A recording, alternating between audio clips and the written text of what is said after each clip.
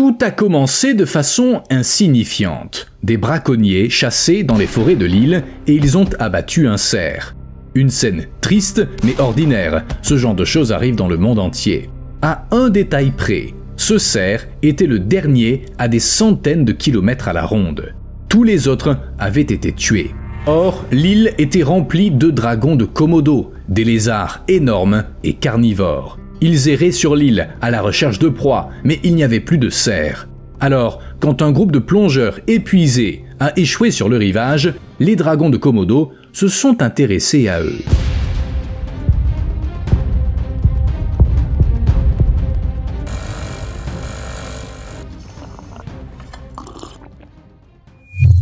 Voici un rappel discret de faire ce petit quelque chose sous la vidéo, au cas où vous oublieriez.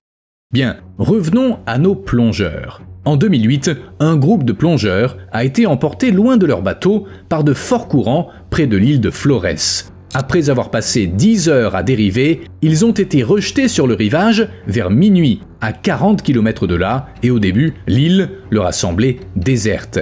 Mais leur problème ne faisait que commencer. Ils avaient échoué sur l'île de Rinca, l'un des rares endroits où les dragons de Komodo errent encore librement. Et ils n'ont pas tardé à se montrer. D'énormes lézards se sont approchés du groupe et ils ont commencé à attaquer, visant les jambes. Les plongeurs se sont défendus avec ce qu'ils avaient, ceinture de plongée, pierres, bâtons et même en éclaboussant les dragons de Komodo avec de l'eau. Mais les dragons, mesurant jusqu'à 3 mètres de long, revenaient sans cesse, car ils voyaient clairement les humains comme des proies. Pendant 2 jours et 2 nuits, les plongeurs blessés ont repoussé les prédateurs et enduré la chaleur tropicale, se nourrissant de coquillages arrachés aux rochers et qu'ils mangeaient crus. Finalement, une équipe de secours a repéré les balises colorées que les plongeurs avaient disposées sur les rochers et le groupe a été conduit à l'hôpital. Malgré le choc, tous les plongeurs se sont rétablis et ils ont même célébré leur survie dans un bar local. Mais il faut comprendre que cette attaque n'est qu'une parmi d'autres qui ont eu lieu dans les îles de la Sonde orientale ces dernières années. Pour comprendre ce qui se passe, on va devoir étudier un autre exemple. En 2009, Mahen, un guide du parc national de Komodo, se rendait sur l'île de Rinca où il devait travailler avec du personnel du parc. C'était une matinée ordinaire. Comme les autres bâtiments de l'île, les bureaux de Mahen reposaient sur des pilotis et des dragons affamés se rassemblaient souvent en dessous pour chercher des restes de nourriture. Ce qui était, là encore, une scène banale. Mais ce matin-là, alors que Mahen s'asseyait à son bureau, il a eu l'impression de ne pas être seul. Il a baissé les yeux et il a vu un dragon de Komodo allongé à ses pieds, le fixant intensément. En fait, un des concierges avait laissé la porte du bureau ouverte la veille et un prédateur affamé s'était faufilé à l'intérieur à la recherche de nourriture. Mais comprendre tout ça n'a pas été très utile à l'homme. Mahen a essayé d'éloigner lentement sa jambe du varan, mais il a bougé trop vite et le prédateur a réagi. Il a refermé ses mâchoires sur la jambe de l'homme, les verrouillant.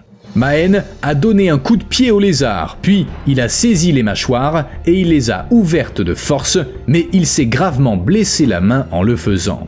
L'homme a crié à l'aide, mais les autres gardes étaient dans la cuisine et ne l'entendaient pas. Un seul de ses collègues est venu à son secours, mais il n'a pas osé s'approcher car le dragon de Komodo était prêt à attaquer. Le collègue a alors appelé les autres gardes, mais avec eux, d'autres dragons de Komodo sont apparus, attirés par l'odeur du sang. Ils peuvent en effet sentir le sang à plusieurs kilomètres de distance. Pendant que des gardes repoussaient les prédateurs avec des bâtons, d'autres sont entrés dans le bureau pour aider Mahen à se libérer.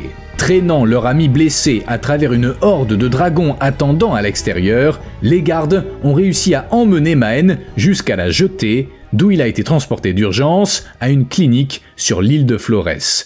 Mais ses blessures étaient trop graves pour la petite clinique et Mahen a dû être transporté par avion à Bali où son traitement a duré 6 heures et nécessité 55 points de suture.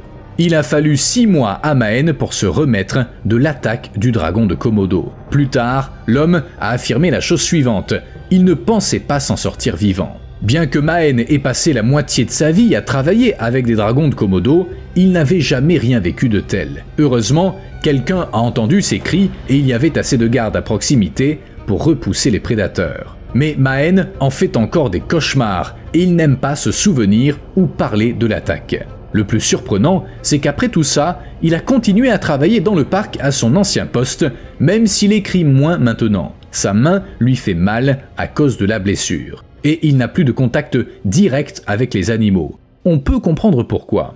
L'endroit dont on parle aujourd'hui est un petit groupe d'îles tropicales dans le sud-est de l'Indonésie. C'est le seul endroit où des dragons de Komodo errent encore à l'état sauvage.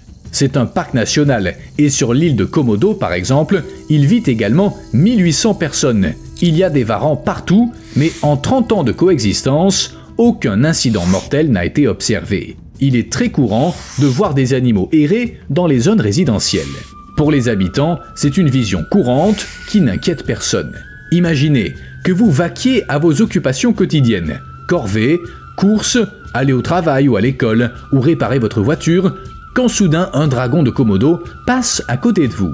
Bien sûr, c'est un spectacle fascinant, alors vous vous arrêtez et vous l'observez un moment, puis vous reprenez ce que vous faisiez et le dragon continue son chemin. Les prédateurs n'ont jamais effrayé les habitants car ils ne les attaquaient jamais, même dans la forêt. Pas même les enfants, pourtant des proies faciles. Les employés du parc racontent qu'ils jouaient avec les lézards, qu'ils les prenaient dans leurs bras et qu'ils couraient même devant les varans en prétendant que les prédateurs les poursuivaient. Mais ces jours sont révolus. Maintenant, les gardes portent en permanence de longs bâtons pour se protéger où qu'ils aillent. Les dragons de Komodo sont de sérieux adversaires. Ils peuvent mesurer 3 mètres de long et peser 70 kg. Ils peuvent aussi atteindre la vitesse de 30 km/h. Et bien sûr, c'est des prédateurs. Ils ont des crocs longs, dentelés, et leurs morsures seraient venimeuses. Les scientifiques en débattent encore, mais certains témoignages sont effrayants.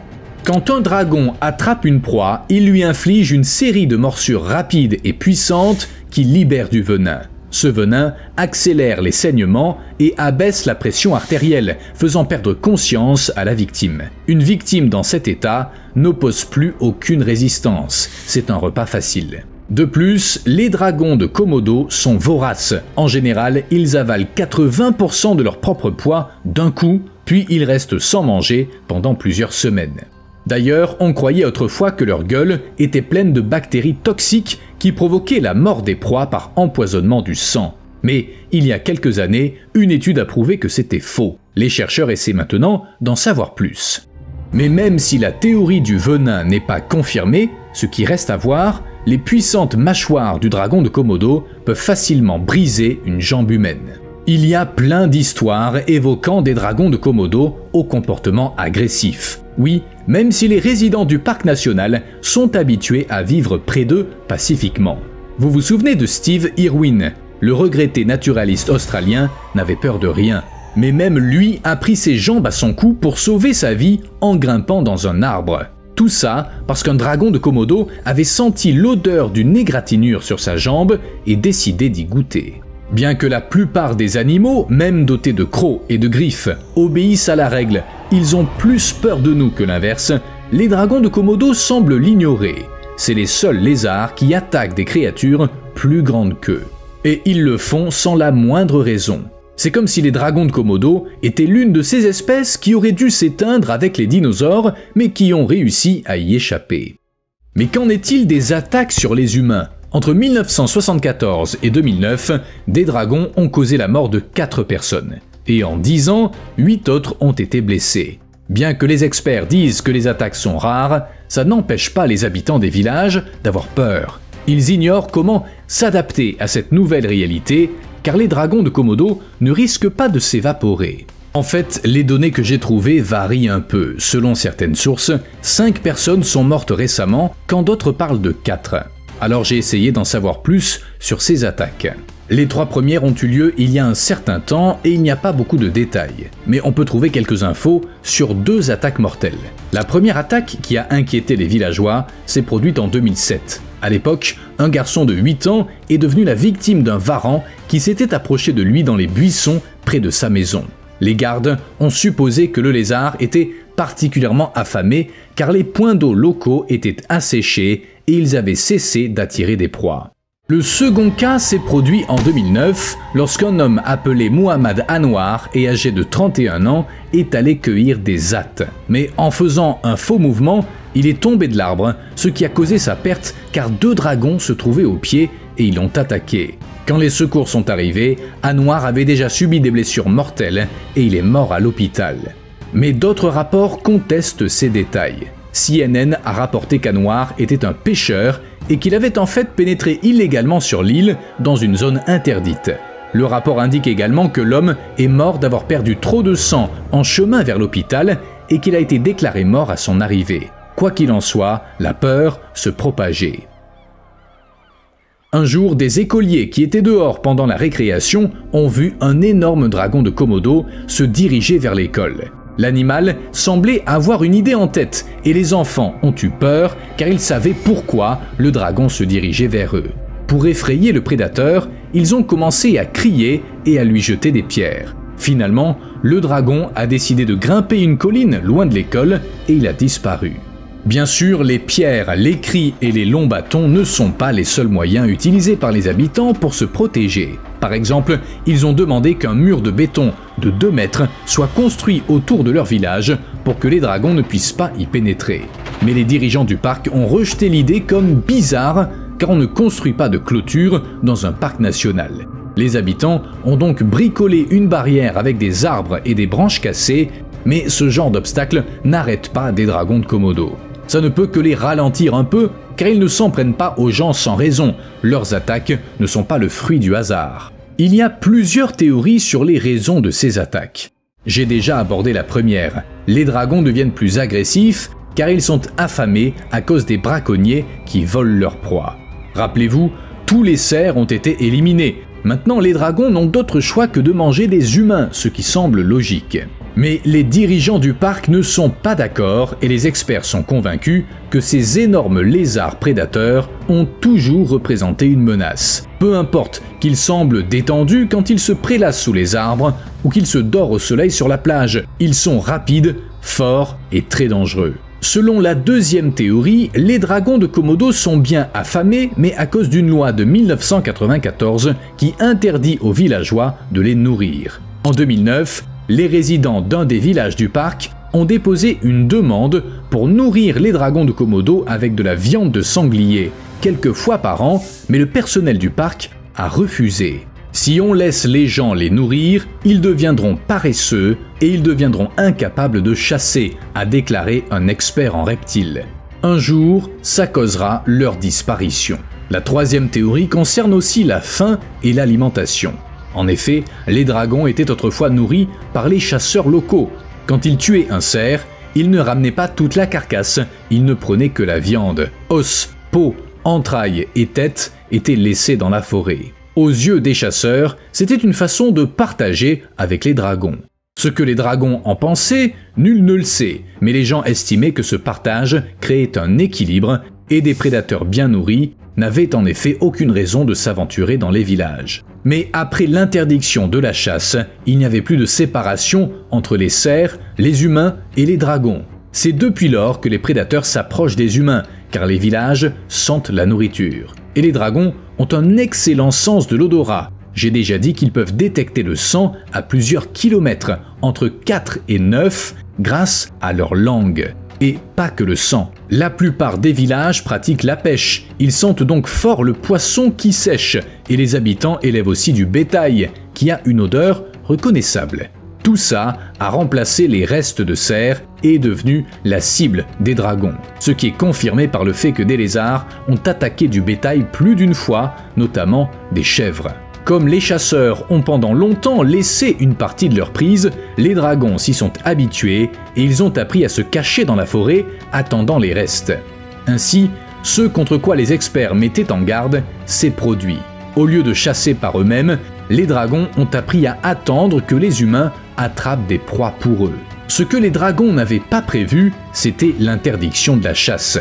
Fait amusant, l'interdiction a été introduite par souci des dragons. Les gens craignaient qu'il n'y ait plus assez de cerfs pour eux. Or, les résidents de l'île de Rinca affirment qu'avant la restriction de la chasse, les dragons de Komodo n'attaquaient jamais les humains.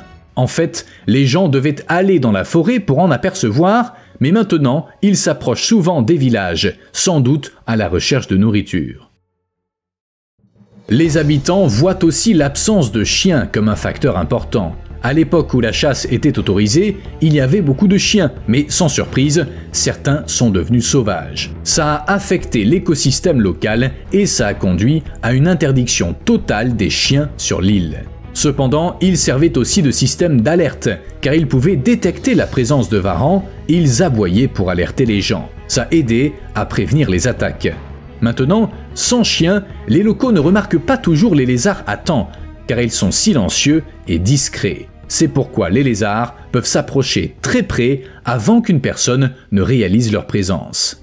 Il y a une quatrième théorie, la perte de surface des habitats. C'est souvent l'explication quand des humains rencontrent plus souvent qu'avant des animaux sauvages. L'idée est que les animaux, en l'occurrence les varans, ont de moins en moins d'espace pour vivre sans croiser d'humains. Alors, ils commencent à entrer dans les villages. Et ça explique les attaques. Alors, quelle est l'explication? Il y a sans doute plusieurs causes, mais avant tout, le désir des gens de ne pas déranger les dragons. Au début, les chercheurs pensaient que c'était l'histoire habituelle. On avait empiété sur l'habitat des pauvres dragons, perturbé la chaîne alimentaire, et ainsi de suite. Mais une étude réalisée en 2013 montre que cette explication ne semble pas s'appliquer aux dragons de Komodo. Dans le cas du parc national, une zone protégée a été créée exprès pour le confort de ces féroces reptiles, et la tentative de limiter l'impact humain a en fait aggravé les choses. De nombreuses attaques ont eu lieu dans des zones où les animaux sont protégés. La chasse y est interdite, les chiens prohibés, et tout y a été fait pour améliorer le quotidien des dragons de Komodo. Résultat, le nombre d'attaques sur des humains n'a fait qu'augmenter, et les animaux ont commencé à mourir de faim. Alors, peut-être est-il temps de revenir en arrière, de laisser les gens chasser à nouveau et partager leur prise avec les dragons. Ou bien faut-il attendre et espérer que les prédateurs s'adapteront et perdront en agressivité? Malheureusement, personne n'a la réponse. Vous me devez un like. À plus.